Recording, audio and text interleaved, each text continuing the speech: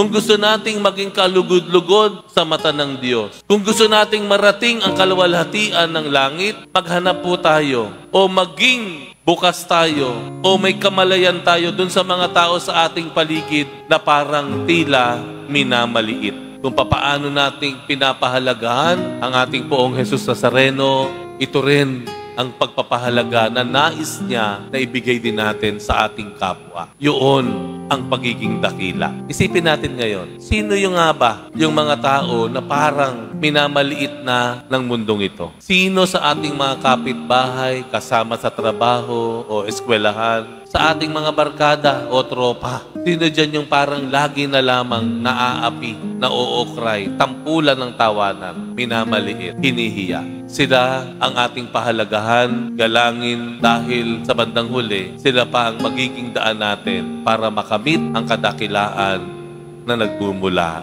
sa Diyos.